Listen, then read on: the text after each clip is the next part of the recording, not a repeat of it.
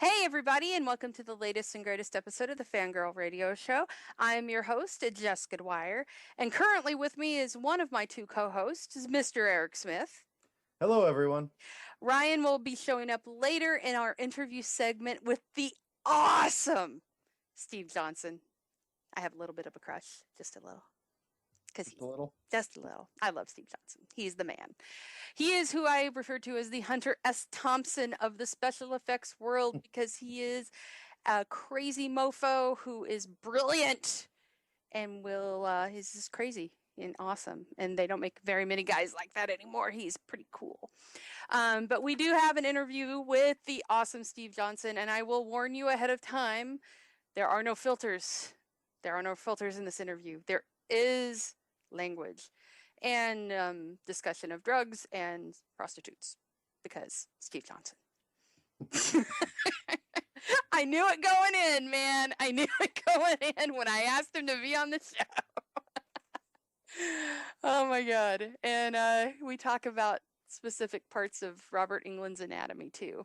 Wait. To get him to do the interview, did you have to give him drugs and prostitutes? No, Okay, but I wouldn't have been surprised.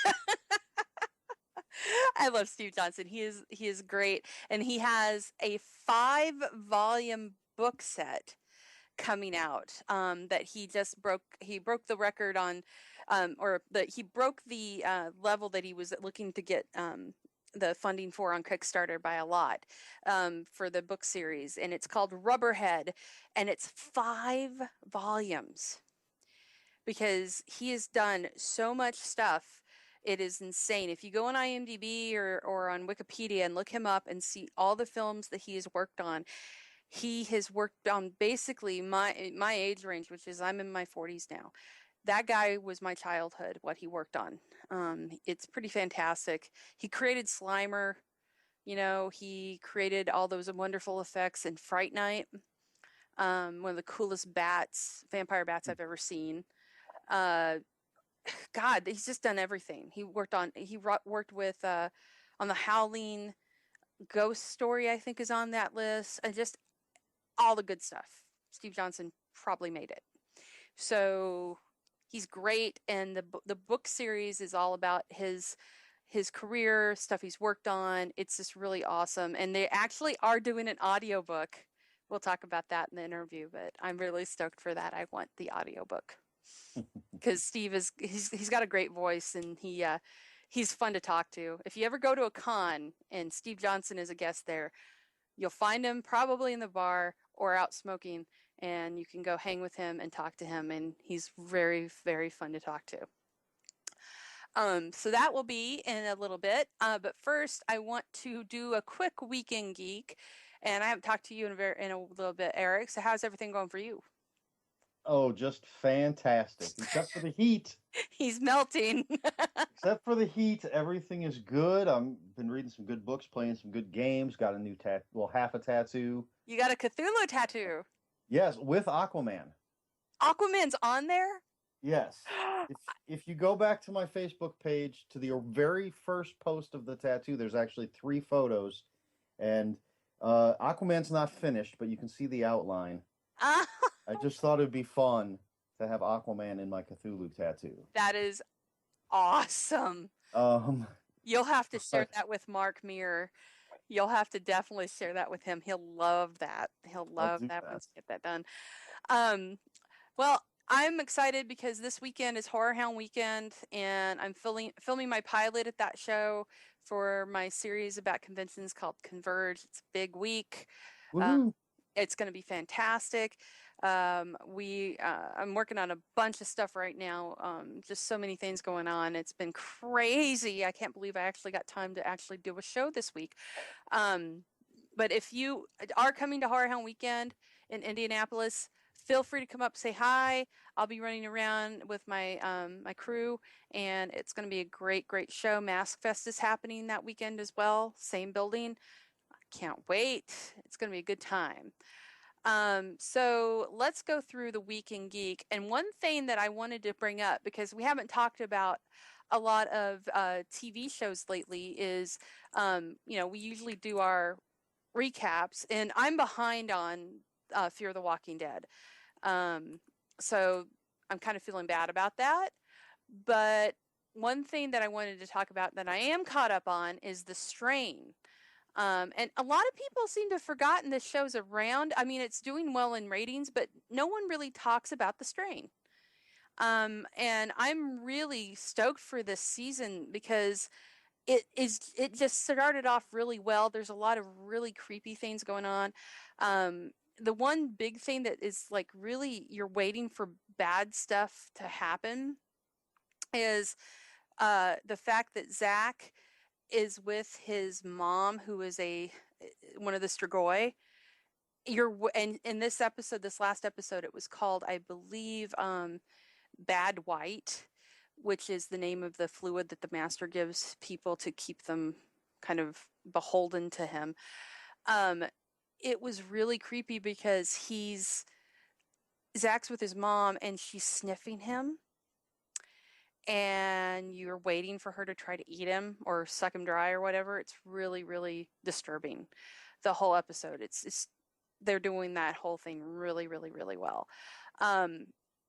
But the thing I really really love in this show is when they do the flashbacks. And one of my favorite characters in this episode and in the series is Quinlan, who is the half vampire, half human bastard offspring of the master. And I don't think Eric has watched any of this show, but he really should, because you'd really dig it. I'll catch up on it sometime, along with everything else. But it's just a really, because it was a book series first, and they have, what I like about The Strain is they have a finite number of seasons they're going to do. They're not going to add more. They're not going to buff up the story just to make it keep going. They know what they want to do. They have it set in stone how many seasons they're going to do, and that's it. But Quinlan is an amazing character. He's just really cool looking. He's a badass. Rupert Penry Jones plays him, and he's just an awesome character. He's 1,000 years old. So whenever they do flashbacks with Quinlan, they're flashbacks like to ancient Rome and to all of these other times that he lived through. Very cool. It's very neat. And his whole thing is he wants to kill the master because the master killed his mother, very much like Blade. He's very much that whole Daywalker thing going on. But it's a really cool, that one's really good. I like that there's so many flawed characters in this show. Ephraim, who is the, Corey Stoll, who is the hero, quote unquote, of the deal. He is actually an alcoholic. He's a bad father, but he's trying to save his son.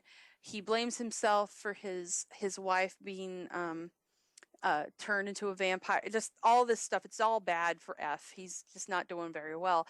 And the whole thing is his ex-wife, comes to him all Strigoid out and just basically tells him, if you don't bring us the book, the Lumen, which is the thing that can tell them how to kill the master, the big bad vampire, we're going to kill Zach. So we'll trade you. And so F goes back to his friends and has to tell them the bad news about Nora, his partner in crime that died last season, and everybody really liked her. And he goes there specifically to steal the book. Quinlan immediately is like, "You waited this long, why? Why are you suddenly here now?" Like he knows there's some shit going on. So it's fun to watch these two.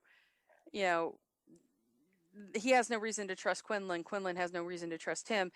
And at the end of the episode, he catches him, and Quinlan, trying to steal the Lumen. And Quinlan's like, "What did he ask? What did he offer you?" And he tells him. And so Quinlan basically is like, screw waiting, screw Stratrakian and everybody. I'll go with you. I'll kill the master. I can get that book out of that safe. Let's do this. And they end the episode with Ephraim turning off the UV lights, keeping Quinlan away from the book.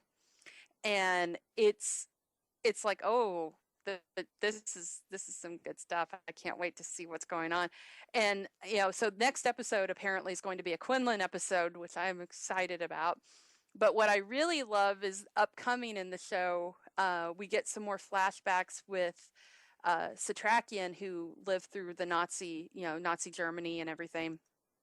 And he found an ex-Nazi that he recognized, and that ex-Nazi actually gets Strigoi in the episode, and they're bringing him back, and I'm really stoked because that ex-Nazi is being played by Nigel Bennett, who was Lucien Lacroix in Forever Night, so he's a vampire again. So if you're not watching The Strain, you really should be. It's really good. The first 2 seasons are on Hulu for you to watch. Our buddy Doug Jones is in it as one of the ancient vampires. And it's just a really, really, really great show. And you have people show up, like you have actors show up that, like I said, Nigel Bennett's in there. They'll sneak in some Del Toro old school cast people that he's had in other films that he's done. It's just a really great show, and I really, really enjoy it. And in their preview for the season, some crazy shit goes down on the show. So you should be watching The Strain. That's all I'm saying. So Week in Geek news. The Crow is back in the news again.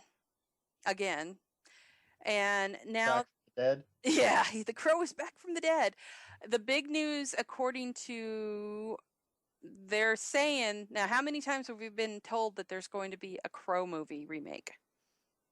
How many have we heard? Yeah. At this point, I think we're at a half dozen different stops and starts. It was Luke Evans. It was Tom Hiddleston. At one point, there was another one too. So now the word is in January that Jason Momoa, speaking of Aquaman, is going to start filming The Crow. So, what do you think? Is this a true remake of the original? Yep, it's Eric Draven. I don't want it. I don't want it, Dad. Oh, that's right, Bradley Cooper. Bradley Cooper was one of them. I don't... Momoa, I don't know. He's too beefy. He's not the right physicality for the part. I would have been okay with Tom Hiddleston, because Hiddleston is that he could be a guy you could believe standing. He's lanky. He's lanky, but he's built. But it's more than that. He's got that presence and that voice that he could rattle off Edgar Allan Poe verse and make you believe it. You know, like he's got that Shakespearean actor thing going on. Not to knock Momoa, but he's not known for like, you know, being waxing poetic. That's what I'm saying. But yeah, so far now, if this happens, I'm surprised that DC would let him do this. But we've had Jason Momoa now. It was Tom Hiddleston. I forgot about Bradley Cooper. Bradley Cooper was up for this. At one point, I guess Alexander Skarsgård, which that Jack Houston, I remember that one. And I guess somebody at one point was saying Mark Wahlberg, which I would have had to cut my wrists. But yeah, so that's where we're at with the Crow remake. Apparently, the new rumor is Jason Momoa starting to film it in January. Bleh.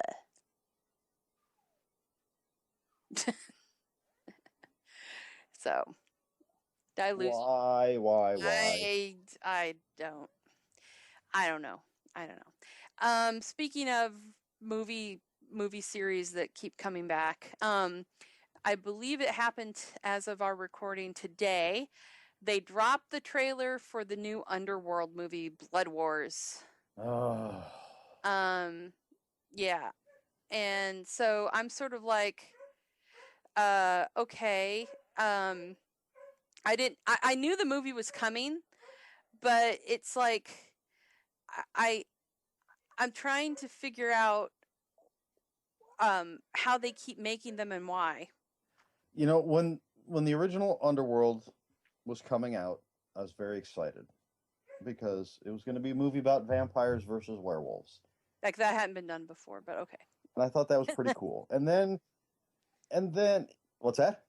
Well, like I was going to say, you know, that hadn't been done before or anything. Like, I don't know, Vampire the Masquerade, like World of Darkness. Well, if we're going to get into that, we could get into the whole lawsuit. Oh yeah, I remember that. but we won't get into it. Was going to be a movie with vampires versus werewolves. I was excited, and then it was just this leather and bullet fest. You know, the best part of the movie was the end because it was over and I could go home. The best part of that movie was Michael Sheehan, and I was really happy with like the third movie, which was nothing but him versus Bill Nighy. Bill Nighy was also awesome in that movie, but oh God, the guy that played Craven, he was the running joke. Like we still joke about Craven if we're talking about something horrible with Craven. He was like he was supposed to be this ancient vampire from Europe, and he had this horrible Brooklyn accent. I guess it's his actual accent. I don't know. Why would you have that accent if you weren't, I don't know. It was just bad. The only good Craven is Craven the Hunter. I don't know what this guy. It was the best part of the second movie was when he died. Like they ripped his face open, and I actually, my husband and I cheered. We're like, yes, he's dead. That's worth the price of the admission for the ticket. But I don't know, the Underworld movie. I like them a lot, but this last one was so. There was the only good thing was Charles Dance was a vampire in it. That was it. And they keep they can't get the guy back that played her oh God, I'm blanking on his name. The hybrid that Michael. The guy that played Michael, I don't know why they can't get him to come back to the movies. So you always have like some guy that kind of looks like him from a distance. Was that Scott Speedman's character? Scott Speedman, that's it. Yeah. I don't know why he won't, he just doesn't want to come back, I guess. And so in this new movie, here's the synopsis. The next installment in the blockbuster franchise follows vampire death dealer Celine as she fends off brutal attacks from both the Lycan clan and vampire faction that betrayed her. That's every movie. Why? With her only allies David and his father Thomas, she must stop the eternal war between Lycans and vampires, even if it means she has to make the ultimate sacrifice. The hell does that mean? That's every movie. You've just described every one except for David and Thomas. You can just exchange the names to insert name here. In the trailer, it sort of doesn't really explain dick all about what the movie's about. It kind of hints at, like, this is what I'm taking from it. So the guy that plays the bad guy / future husband in Outlander is a werewolf. He's a Lycan. And so he appears to be leading the Lycans in this one.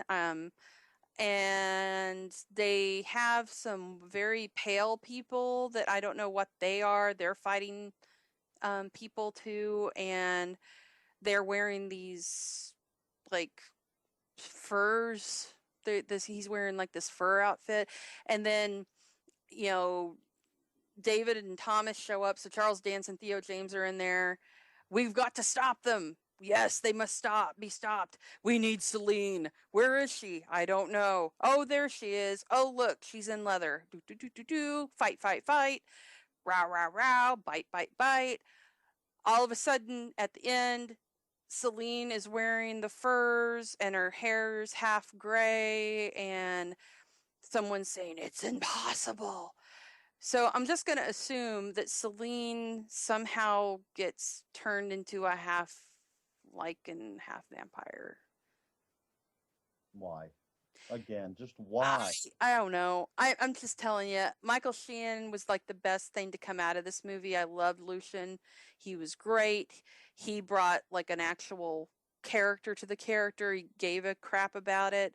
I loved the third movie, which was just him and showing the whole thing about how he became, why he was what he was and the whole bit. Kate Beckinsale just doesn't interest me on her own because her character was so bland. Really, what's the defining characteristics of Celine? Black leather. Give me three. Okay, I'm gonna play Red Letter Media with you about the Underworld movies, about her character specifically. Give me three things about Celine that don't have to deal with her outfit. She's a vamp. What's that? Characteristics about her, like she's a vampire, and she's a vampire, and she's a vampire. That's all I got. I've only ever seen the first movie because I wouldn't subject myself to the others. No, the third movie. I want you to watch the third movie. Do me a favor, watch the third movie. You're asking way too much. It's real. She's not in it. She's not in it, and it's Michael Sheen being amazing, and Bill Nighy being his, bitchy self, and it's actually good. But I went to the movies for that last one, and I just was sort of like, I couldn't even tell you when. Her daughter is in it. That's it. That's all. And that guy that was in the good-looking guy from Almost Human that played the android. But that's it. That's all I remember. That was how much of a impact that had on me. So we're getting another one in January. Yay! Yay! Also, apparently, we are going in movies that no one asked for. We're apparently getting another Shanghai Noon movie. So we've had Shanghai Noon, Shanghai Nights, and now we're getting Shanghai Dawn. Okay, now there are some original movies that do get released. There are original movies out there. But why this inundation of remakes and sequels? Even if you can't come up with your own original idea, do you know how many amazing novels there are? Yep. That could be turned into films instead of just rehashing the same old stuff. Why? Do you realize that the first movie of the Shanghai series, now we've got a series because there's going to be 3, was released 16 years ago? And people have been clamoring for it for 16 years. Oh, yeah. The sequel was 13 years ago. So, this is what happened with Zoolander. This is exactly what happened. And I actually liked the Zoolander 2 movie. I enjoyed it. And Dumb and Dumber. Yeah. But no one has been asking for Jackie Chan and Owen Wilson to get back together again. So I don't know. It's happening. There's no word on what it's about. They're gonna, I don't know. They're gonna. There's gonna be a clash of cultures. I bet. Oh, bet there's gonna be some snarky bad guy. Do you remember who the snarky bad guy was in Shanghai Nights? I don't remember anything about Aidan Gillian. So Littlefinger was.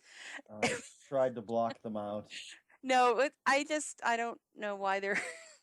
Why? Why are you trying to bring me down? I don't know. I'll talk about something happy. Have you seen Okay. Have you seen the the death trailer for the new Friday the 13th video game yet? No. Oh my God. So you need to go, everybody needs to go see this. It's a death reel. It's basically a music video of all the different kinds of deaths that you can do to people in this game as you're playing Jason. Oh my God, it's fantastic. You can wear the bag. They have the bag head Jason. It just looks fantastic, and it's really cool. I love the whole retroactive vibe to it too. It's going to be so good. They really did well with it. They brought Tom Savini back to do some of the effects for it.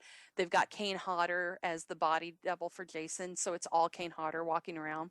I want to play as young Lake Jason with the malformed head, and the one that just jumps out at the end of the first movie. Spoiler alert. I wouldn't doubt that they don't have that option. They'll probably have that as an extra. Or better yet, play as Mrs. Voorhees. Yeah, nobody seems to remember the fact that, it was a woman. I want to wear that big sweater. Also, making the rounds is the news of how much they are wanting to pay Daniel Craig for 2 more Bond movies. Have you heard about this? I haven't. Take a guess at how much they're wanting to pay him for 2 more Bond movies. Each or total package? Total package. 50 million. More. All right, that was just a guess. 75 million. Double that. You want me to do math? 150 million? They're wanting to pay him $150 million for 2 more Bond movies. That's silly. And he's probably not going to do it. That's just That's what everyone's saying. They want to offer him $150 million for that.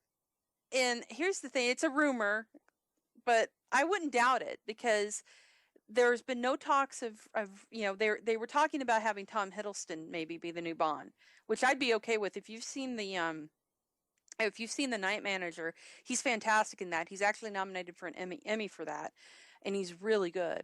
But I love Daniel Craig as Bond, but I have to go with what a lot of people are saying, are like, Spectre was, I hated Spectre.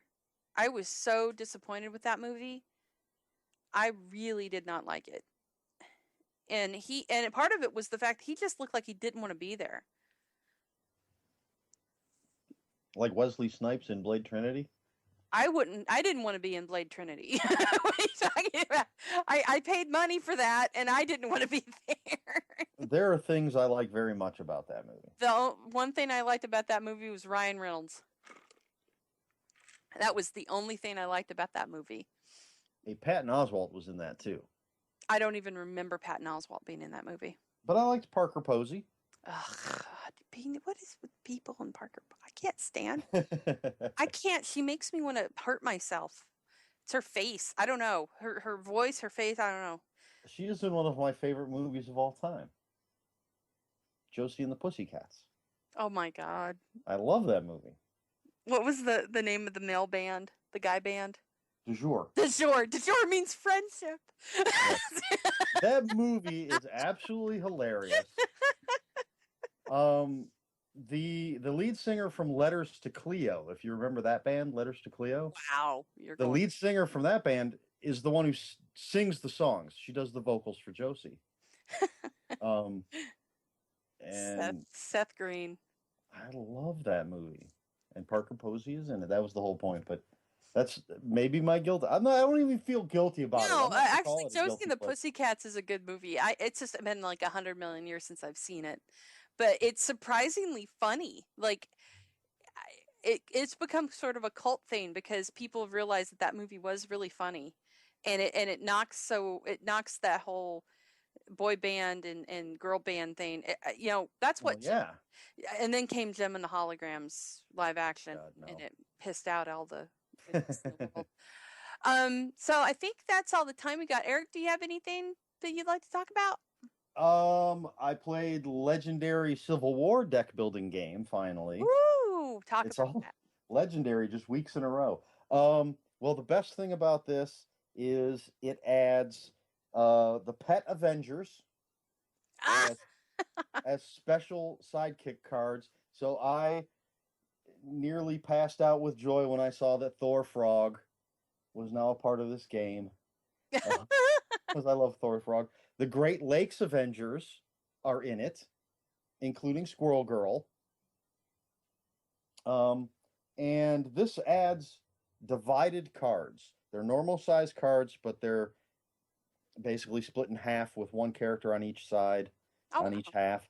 And when you play them, you have to choose, because it's Civil War, you have to choose which side you're going to play. So you may gain a little something, but you also might take a penalty because I need to play Jessica Jones because I need that, but I'm also going to gain a wound. Or do I play Luke Cage, but then I won't have the fight that I need to take out the Squirrel Girl? So it adds a lot of great new characters, new masterminds, new schemes. I thought it was a lot of fun. It's got the Vision and Speedball and Tigra. It's got Tigra. What more could you ask for? Squirrel Girl, Thor Frog, and Tigra. Right there, you should be sold. That's awesome. But it's legendary deck building, Marvel. You do need a base set to play this because it's just an expansion, but it mixes with anything, and it's great fun. Awesome. Well, with that, we are going to go into our interview segment with the amazing Steve Johnson. Ryan is on this with me, and we talk. I'm just going to warn you again. We have some cussing, and we have some content that may be objectionable to some younger viewers or listeners. But it wouldn't be a Steve Johnson interview without that. So feel free to enjoy this awesome conversation with Steve Johnson. We get to talk about the amazing special effects work that he did in a lot of really cool films, stuff I've forgotten about that he did, because he's been doing this since 1980. Like, it's crazy how much work he's done and who he's worked with. But I'm really excited about Rubberhead. I can't wait to get the book or hear it. I'm going to be one of the people that buys the audio because it's just fun to listen to Steve talk about this stuff and that he's lived through. But yeah, it's a great interview, and we'll also have on our website links to where you can go to get the book. Even though the Kickstarter's over, you can still order it. You can still get the audiobook version of it as well. Okay, and so with that, we're going to go into our Steve Johnson interview. And once again, thank you, Eric. No problem. Awesome, guys. Thank you again. And here comes Steve. Hey, everybody. I want to welcome a legend of the special effects industry to Fangirl Radio. Mr. Steve Johnson is here to talk about his new book and a massive career that has pretty much given life to most of my favorite films. His new book is Rubberhead, and he just hit it beyond his mark on Kickstarter with it. So congratulations, Steve. Thank you so much. So we're going to pick your brain about just all of this. But the first thing I want to ask you about is... Wait, before you get started, Jessica, can I just say I'm goddamn happy to be on your goddamn show, Damn it, great. This is fucking awesome, isn't it? I'm so happy. We have no filters on because we're not going to be live on the air with this. So filters off. We're going to have a good time. And as Steve pointed out before we started recording, people who are really intelligent love cursing. So just be fucking prepared for that. It's a documented fact. So I got to ask about what led to you wanting to do this book? Because I know a little bit of the history about it, but really what made you want to do a book about your life in the effects world? Well, a couple of things. I mean, first of all, a lot of writers will say that there's two kinds of writers. I mean, there are those that write for themselves, and there are those that write for others. I've written a lot of, let's say, 3 fiction novels, and unfortunately I haven't had any of them published yet. Those were written for other people. And when I say that, a broader audience, something that's inside of you that you want to get out, that will help people, that will help them learn. That's what storytelling is all about. It teaches us, right? And hopefully, with the success of the Rubberhead series, I'll get some of my fiction novels out. But Rubberhead, I have to say, I wrote for myself, to be completely honest about it, because writing can be therapeutic. And with my very storied history and career, I just had to get it out. And it is really, really highly entertaining. But secondly, in not being, not joking around, I think that the best aspect of Rubberhead, and what I kind of learned in writing it, is that what's going to happen with this series of books. It's a 5-series. It's going to ultimately be a series of 5 volumes. What's going to happen is, I think it's really important to document the golden age of makeup effects, animatronics, and prosthetics from the 80s through the 90s, all the way up until when digital technology kind of altered, transformed our career and our art. I think it's important to document that because it is gradually changing and fading away and evolving into something that is very, very different than it was in the glory days. And so I don't want that to be forgotten. I think, for generations to come and, 100 years from now and further, this will serve as an open window to those days. And I think it's unique, and I think it's a responsibility to do it. And I'm just the guy to do it. God damn it. I will frickin' agree. That was a PG one. But I got to say, like, going back, you're right. I mean, you really lived through that golden age of the special effects industry, and you helped contribute to so much of it. I told Ryan, I just want you to be intimidated a little bit. Go look at his list, his filmography. And it's, oh my God, man, you've worked on everything and you've created so much. And you were there in the 80s when that really seemed like the golden age of prosthetics, really. Yeah, well, that's when it all started. I mean, it has always struck me as kind of unbelievable that, Edison unveiled his kinetoscope right around the turn of the 19th century. And, we've been making movies for 120 years, just 120 years. But it took basically a young kid from Covina, California, Rick Baker, all the way up until, 1982 or 83, to realize that and Madame Tussauds has been making perfect, waxwork replicas of people for over 100 years. But it took 80 years for somebody to realize, Rick Baker, that you could make a perfect likeness of someone and distort it. Right. And that's what really started everything. I mean, of course, we had Dick Smith with Taxi Driver, The Godfather, and The Exorcist. But, I think what really kicked off the heyday of this industry was American Werewolf. And it took an awful long time for people to realize it. And then, man, the dams burst. And then what happened was, suddenly directors and writers realized that they could film. They could put anything on film that they could imagine. And it just ushered in this entire new wave of filmmaking. It kind of altered the course of filmmaking for 2 decades at least. Oh yeah, well, and just it seemed to progress like really in the mid 80s is when everything sort of blew up, and you had like you did Ghostbusters, and then when people saw that, they were just blown away by how it kind of meshed together. There was a little bit of digital in that, but it was more for like the color. But you created these creatures and effects that were just so phenomenal. And then Fright Night came along, which is one of my favorite representations of a vampire bat. I mean, that was really what a vampire should look like. Right. Well, let me just talk about that for a moment, because that was really, I started out in 1978 with Rick Baker, Rob Bottin, Greg Cannon, kind of the cornerstone big guys in the industry. And I worked with all of those guys for a few years, and then moved on to Richard Edlund's Boss Film Corporation, where we did all the greatest hits of the 80s, from Ghostbusters, Fright Night, Big Trouble in Little China, Poltergeist 2, even our failed version of The Predator. But I think that what was amazing about the Boss Film days at Richard's company was that for the first time, there was an umbrella corporation. Richard came down to Marina Del Rey and decided that what he wanted to do was open a company that would not only handle the optical effects, because there was no digital back then, it was all optical printing and that kind of thing. It was all done photochemically. But he not only wanted to handle that, like ILM was doing at the time, George Lucas' company, but he also wanted to do pyrotechnics. He also wanted to have shooting stages so he could totally control the effect sequences when they were shot. He wanted to do models. Mark Stetson ran the model department. And he wanted to do creatures. And so we opened this facility. Our virgin outing was Ghostbusters. And the magical thing about that was that for the first time, somebody like me and Randy Cook and I did the first 3 films there together, Ghostbusters,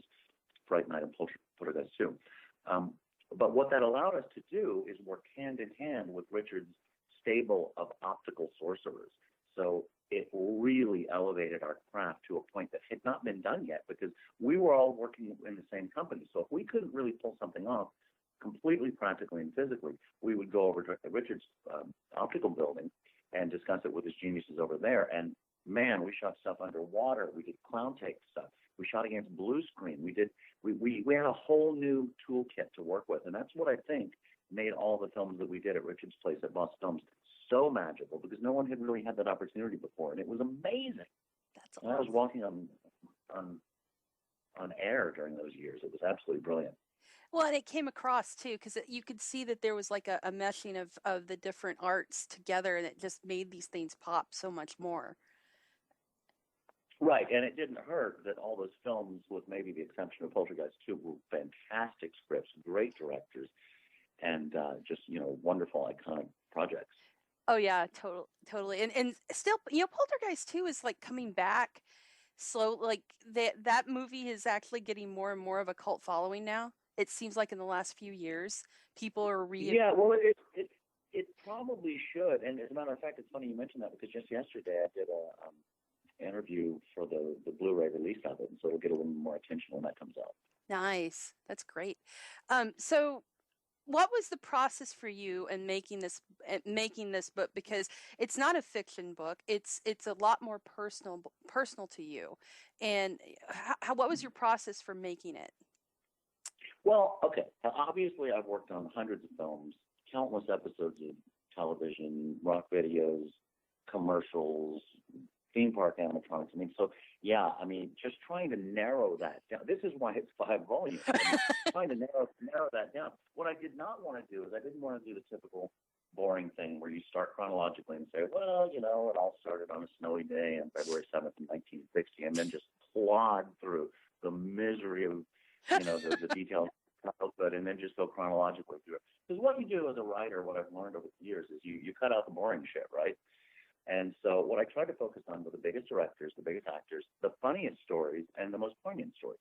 And so that really narrowed it down. Unfortunately, I think a lot of the fans may be a little bit disappointed that some of the films that they really cherish may not be covered in it. But I also did something that I think is very unique in a memoir, which is, again, I don't say, well, on Poltergeist 2, I worked with H.R. Giger, and he was kind of difficult, and we did this, and then we did that, and then we finished, and we moved on to Big Trouble in China. It's not like that at all. You are a fly on the wall in each chapter. It's all written in present tense. The dialogue is there. It's like they read like scenes from movies. You're really, really there. Therefore, that kind of means you've got to slow your writing style down because you're writing in real time. So that's one reason for the length of the books as well. So yeah, I just tried to, as hard as I could, to be there, bring the reader there, so you can taste it, feel it, smell it, hear it, and really know what it was really like. And so it's pretty unique in that respect. I think people are going to be really amazed, not just at the photographs, but I think at the writing style. And I'm really, really pleased with that. Well, and that was one of the questions I had for you, is how difficult was it to pick what you're going to put in here? Because even with 5 volumes, you have, like you said, so much stuff that you've worked on. Was it like picking a favorite kid? It wasn't really, because, there's a lot of stuff. I kind of took a David Sedaris approach. I really, I surprised myself at how much humor is in this book. Because I took a David Sedaris. David Sedaris can write a chapter that is absolutely captivating about him walking across the room to pick up a pack of cigarettes. And 40 pages later, you've got tears streaming down your face because you're laughing so hard. He can write about nothing. And so there are a lot of chapters about nothing in this book as well. But they're funny chapters.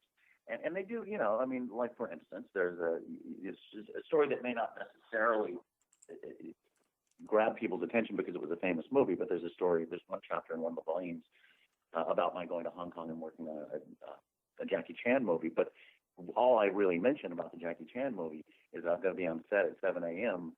and I end up doing 2 hits of ecstasy with 14 hookers and staying up all night before I have to go to set. But it's a charming story. So there's really a David Sedaris, and there really were 14 hookers.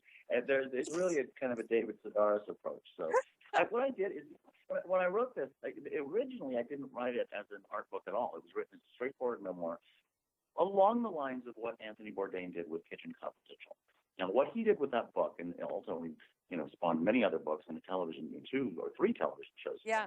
But what he did is he wanted to blow the doors open on the restaurant industry and make his book about the restaurant industry very accessible to the mass audiences. And so that's what my goal was. I mean, I would think and hope that soccer moms in New Jersey and attorneys in Kansas would also get this book, because it's kind of written for everyone. However, here's one of the really bizarre things about the thing is that I went with Standard. I mean, I really wanted to go with the Standard Real World Publishing Company at first, one of the big ones. Mm-hmm. And so I fought, and ultimately, I don't know if you know much about the publishing world, but it's very difficult to break in. I might as well have decided to become a 50-year-old rock star, for God's sake. I decided to become a 50-year-old writer. But I did indeed grab the attention of Anthony Bourdain's agent, and he took this around for about a year, and we got very close with a couple of the big five publishers. Ultimately, they all passed on it, and so finally I thought, well, you know what, this book does need to get out there. So kind of realize if you can't beat them, join them. Give the kids what they want. And so in speaking with a couple of publishers, we decided to do a very unique blend that ultimately ends up with these books being half memoir, half art book. So there will be loads of pictures. The book is going to be graphically laid out, so it's a feast for the eyes. And I think I lost your question. I lost my train of thought. No, it's great. No, you made me think of another question, which is, I would love to hear an audio version of it with you reading. What? We're doing that. Yes! We're doing that. We absolutely are doing it, because as we ran the Kickstarter campaign, people were just coming at me crazy, because I've done a couple of live readings. I did a podcast where I read the Ghostbusters chapter, and people have been clamoring for an audiobook. And so we finally decided, like 3/4 of the way through the Kickstarter campaign, to go ahead and add it. Nice. And so we will just be doing an audio version of it, and I'm really excited about it, because I mean, who better to perform this book than me? Because I know when the pauses are, I know, when to slow down, when to speed up, and so I'm really excited about that. I think people really get a kick out of it. Well, and I've been at cons with you before, and one thing that you're really amazing at is just being entertaining and telling great stories. So that's why I'm like, this begs stories about 14 hookers and ecstasy before a film shoot. Begs for you to tell the tale of what led to that. Well, gee, thanks. Well, hopefully you supported the Kickstarter campaign. Don't tell me you didn't buy an audiobook already. I didn't know about the audiobook. I'm going to have to now. Now I have to. Well, let me just tell you, a lot of times Kickstarter campaigns, once the campaign is over, it's virtually impossible to get what the Kickstarter campaign was pimping in the first place. But that's not the case. We will have many other ways. Obviously, I'm going to be doing the convention circuit. Michael Key, with his International Makeup Artist Trade Show, is doing a huge world tour with me to go to London and Sydney and everywhere to publicize this thing. Also going to Neil Gorton's place in Birmingham, England, this coming November. So certainly we'll be able to get them at conventions, but you can already order any of the things that we offered on the Kickstarter, meaning the audiobook, the softcover, the hardcover, whatever versions were offered on the Kickstarter. You can get them on Sandy Calora's. Uh-oh. Did I lose you guys? No, you're here. I hear you. Oh, okay. I think somebody's calling me. In any case, you can go to montaukpublishing.com. It's MONTAUK publishing.com, and order the stuff even right this second. That's Montauk Publishing, MONTAUK. And I'll have the link for that up on our website as well, for sure. Okay, brilliant. Yes. And so I love Sandy, by the way. He probably created one of the coolest Batman things I've ever seen in my life. So Batman Dead End. God, yes. Oh my God. Yes. That was so beautiful. Yeah, Sandy is a great guy to partner with, because we kind of work. We were working like an old married couple, where I'm kind of the loose cannon, and the guy that's crazy and out on the edge at all times, and Sandy kind of has to reel me back in and keep me on schedule and keep everything moving in a business-like fashion, which is great. It's a perfect team up. And he's, with the whole reason Sandy and I decided to work together is he did a series of books recently called The Art of Creature and Character Design, which you can also order on his website. And once I took a look at those, I knew he was the right guy to work with. That's fantastic. So I know Ryan, are you still here, or did we lose you? No, I'm here. Perfect. So I know Ryan. I think what happened is somebody called in, and I don't know how to make it go away. Somebody else was calling. It's okay. They're not important. We are. Yeah, it's probably a bill. Anyway, fuck 'em. Exactly. So I know Ryan had a favorite film, one of a very special one to him that you've worked on, which was, didn't you say it was Night of the Demons 2? Yeah. So Yeah, it was. yes, it was. So what do you? I have another question for you, but I know he wanted to ask about that film. And is there anything that stuck out during that filming experience for you for Night of the Demons 2? Yeah, it's interesting that you mentioned that. I think some of these sequels that I've done don't get quite the hoopla as the originals, and I do like that second film. I think there's a lot of fun stuff in it. The water pistols and the squirt guns filled with holy water is hysterical. I kind of also, I think I was able to kind of refine the look of the demons from the time that we had done Night of the Demons 1. I think the demon makeups in 2 are really good. And there's just a lot of fun stuff in it. I really, really like the Angela Snake Monster. I'm just thrilled with that, the thing that happens at the end. And of course, we have the mechanical erect penis, which you can never forget. God. As well as we had to come up with an answer to the Linnea Quigley lipstick through the nipple in Night of the Demons 1. So in Night of the Demons 2, if you recall, there's this girl with a pair of huge tits that actually become hands and grab her victim. Remember that scene? Yeah. God. Yeah, that's loaded with crazy effects. And even we did do there's a nod to the lipstick thing.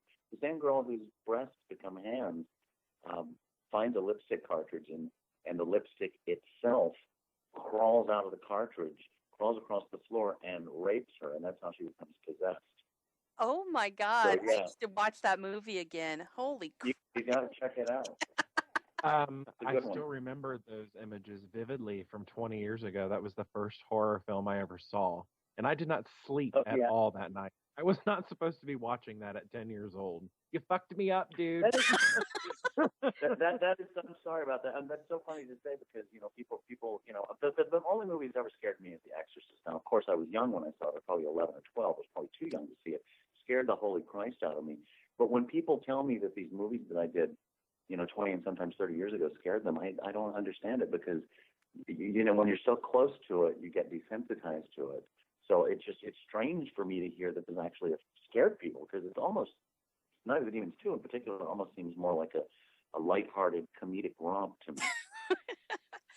Okay, well, let me just say that in respect to what you just said, I saw Night of the Demons 2 before I ever saw The Exorcist. So I was desensitized before I saw The Exorcist, and I felt that The Exorcist was a light comedic romp. I laughed my ass off through The Exorcist. And I don't think I'm supposed to. Oh, you're kidding. I actually wet my bed. I wet my bed the night I saw that. And not because I was a bedwetter, but because I was so horrified. Every time I'd shut my eyes, I could see Reagan with her contact lenses on and hear Mercedes McCambridge's voice come out of her. And it's the most horrific image ever. And I was literally too afraid to get out of bed and walk 15 feet to the bathroom. So I just laid there and peed myself. That's how that movie affected me. That's how much it scared me. I saw The Exorcist when I was 5, and it has fucked me up. That's what's wrong with you. My entire life, and my mom thought. Who the hell let you watch The Exorcist when you were 5 years old? My mom thought it was funny and didn't care that I was watching The Exorcist with her at 5 years old. And I was so traumatized by it that when I went to, I think, the Hollywood Wax Museum, one of them had the entire bedroom redesigned, and they had her on the bed, and the figure's head went in circles. I was 12, I think, when I saw it. Went to the museum, and I saw it coming up, and I couldn't go forward. I was like riveted to the sidewalk, and I'm like, I can't move, I can't go. And they're like, you have to go, you have to get out, I'm like, I started crying, and then I ran, and I didn't look at it. I ran through. That's how fucked up I am from The Exorcist. Well, that brings up an interesting point about horror. I mean, to me, I think for why I was so horrified by The Exorcist when I saw it, partially had to do with my age, my young age, but it also, I think, had to do with the fact that no one had ever put those type of images on film before. However, at this point, and shortly after, at least 10 years after The Exorcist, everybody's putting contact lenses in. Everybody's doing crazy guttural voices. I mean, it's all been done at this point. So, I mean, is there anything left that scares people, or do you just have to be so young that it is new to you because you haven't seen all of these other things? It's a weird question. Well, and also it's like, I don't think anybody had ever done that sort of thing with a kid. Like, we had the Right. bat seed, but she looked all innocent and sweet. But we've never seen a child act like that. And what do you do in that? Are you able to kill a kid? Are you able to do that? I just saw a really good documentary called Horror Europa that talks about a movie that's actually called Can You Kill a Child? About these killer kids that look like normal children. And it was done like in the 70s. But that's one thing with The Exorcist is no one had really shown a monster of a child. And it could be anybody. There was no reason for her to be possessed. It can happen to anyone. So that kind of points to what I was saying. I mean, it was brand new then. Yeah. And so therefore very scary. But then I'm sorry, I forgot your name. But you, the guy whose name I forgot, Ryan, we're afraid. We're frightened by Night of the Demons Part 2. What's the matter with you? Because I had never seen. I mean, I'd seen Jaws and stuff, but I pretty much kept away from horror films because I was chicken shit. Now I'm an indie horror filmmaker, so it's like, what does that say? It's like I ruined at a young age. Yeah, and I grew to love it, and I appreciate it, and so now I look back at films like Night of the Demons 2, and I'm like, this is awesome, this is great, and I see the comedy in it, and I have fun with it. But I mean, at 10 years old, and never seeing that, it was like, oh my god, what is this? And my cousin thought it was hilarious. So kind of feeding into that, I have one question that I don't know if you're going to be able to answer this, Steve. But what would you say, because God knows what you're going to answer that with, if you can, what would you say is the most bizarre film shoot experience you've ever had?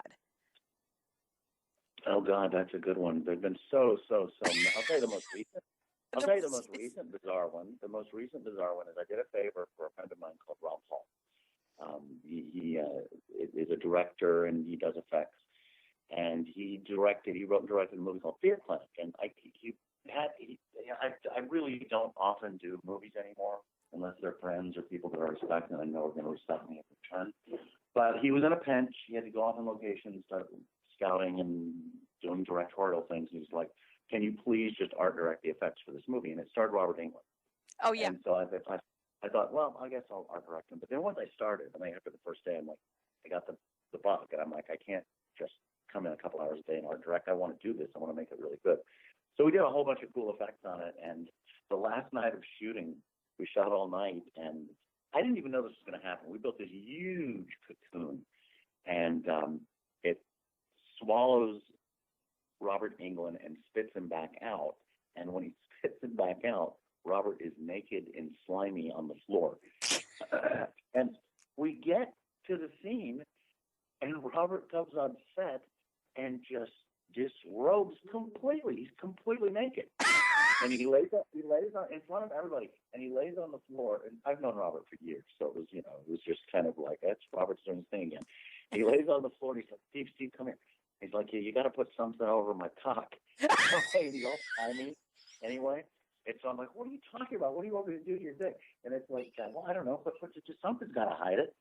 And so we had this weird kind of black webby stuff that was on the cocoon. So I just grabbed a few pieces and put some on his neck, some on his shoulder, and then I actually slimed and webbed Robert Englund's penis. I had to. Steve, I hate to interject, but I was actually told to ask you about that story. Because the guy that does the effects for my films was actually one of your assistants on that film. Oh, who's that? Derek Worley. Oh, Derek, of course. Yeah, Derek, right. Yeah. He lived there, I think, is why he was helping. Didn't he live in Ohio? That's where we shot. Yeah, he does. He lives just about 20 minutes from me. Yeah. Oh, right. Oh, how cool is that? Well, tell him I said hi. Oh, I definitely will. I think he's actually going to listen to this. He's waiting to hear, so he'll be really happy that you said hi. I can't wait to hear that we're going to be the show that.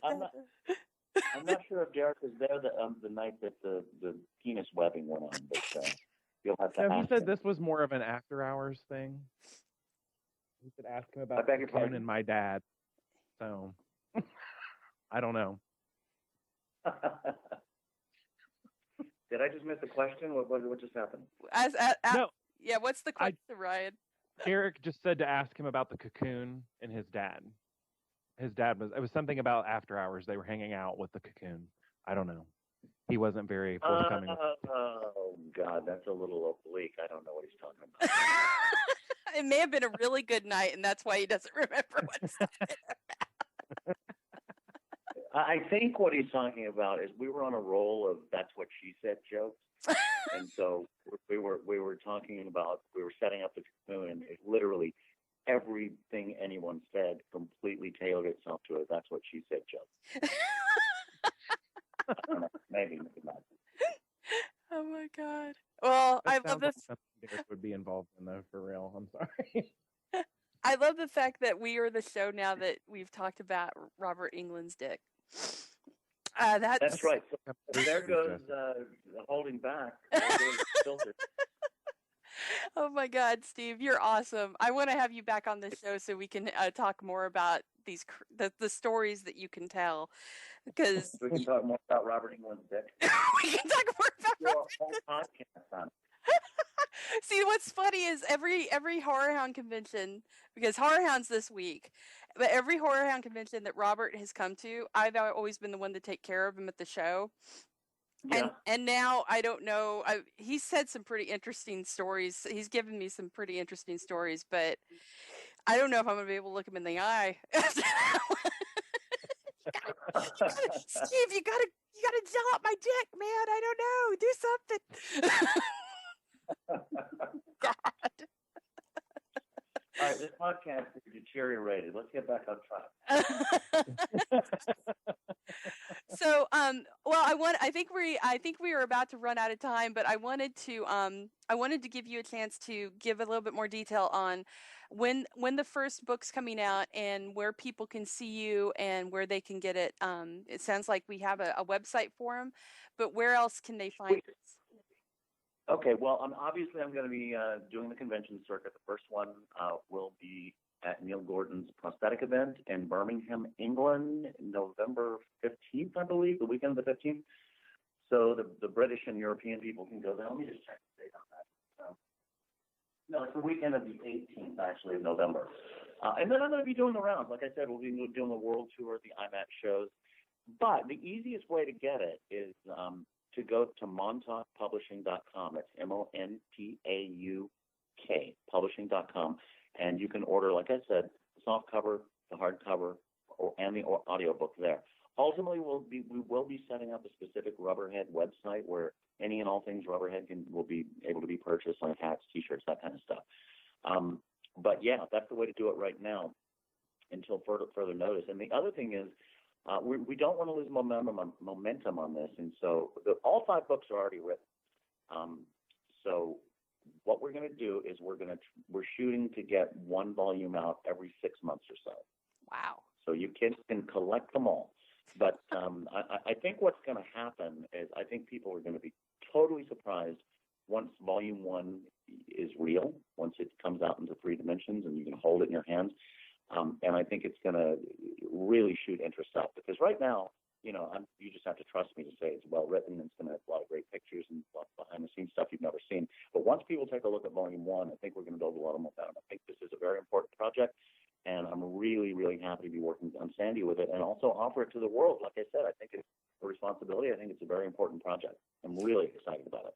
I can't wait to see it. I mean, I'm an old school girl. I grew up with your stuff. I grew up watching these monsters be made, and I think it's one of the best art forms out there because it incorporates not only sculpting and painting, but almost everything comes together in special effects work and prosthetic work, because it's a living art, and that's what's it is. The conceptualization process, everything about it is just incredible. And right now is exactly the right time to release these books, because there's a huge nostalgia for the movies that we did back in the 80s and 90s. There's a huge worldwide rabid desire for anything and everything horror. There are conventions, as you know, every week somewhere in the world. And so it's a really good time to get this out there. And I'm really excited that we're going to be riding that wave.